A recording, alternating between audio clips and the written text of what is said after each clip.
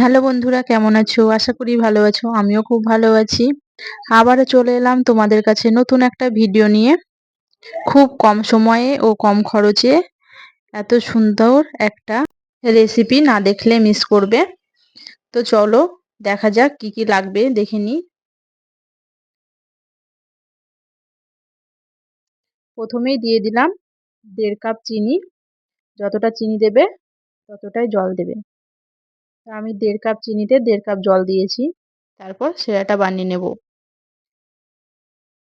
সেরার মধ্যে 2টো এলাচও যোগ করলাম। সেরাটা ফুটে উঠলে দেখে নেব কতটা হয়েছে।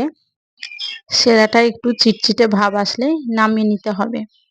বেশি গাঢ় করলে কিন্তু হবে না, একটু পাতলা থাকতে নামাতে হবে। তো এদিকে সেরা রেডি হয়ে গিয়েছে, নামিয়ে নিলাম। তারপর কড়া বসিয়ে দিয়ে দিলাম 2 চামচ ঘি। এরপর দিয়ে দিলাম 2 কাপ দুধ।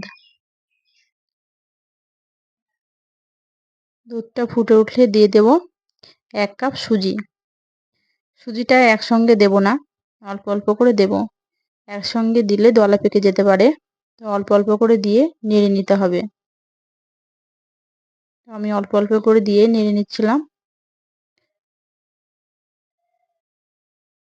ভালো করে নেড়ে নামিয়ে নিতে হবে। তো যতক্ষণ না কড়া থেকে ছেড়ে যাচ্ছে ততক্ষণ আমি নেড়ে নেব।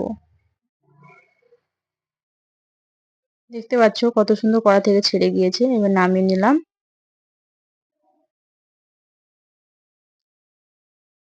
তারপর এর মধ্যে অ্যাড করব কর্নফ্লাওয়ার। কর্নফ্লাওয়ার না থাকলে 1 চামচ ময়দাও দিতে পারো। তারপর এটাকে ভালো করে মেখে নিতে হবে। একটু গরম থাকতেই মেখে নিতে হবে, নইলে কিন্তু ফেটে যাবে।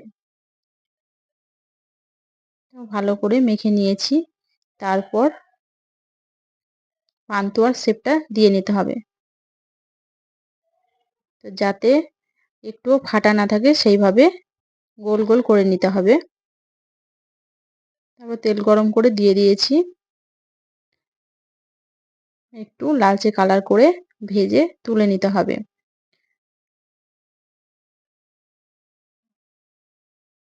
আমার ভাজা হয়ে গিয়েছে। এবার দিয়ে দিলাম সেরার মধ্যে।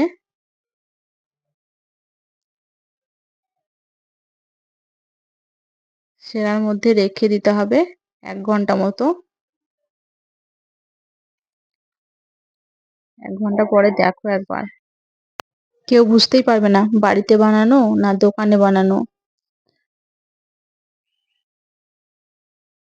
তোমাদেরকে কেটে দেখাচ্ছি, দেখো একবার ভিতরটা কত রসালো হয়েছে। খেতেও কিন্তু খুব টেস্টি হয়েছিল। তো তোমরা চাইলে ট্রাই করতে পারো।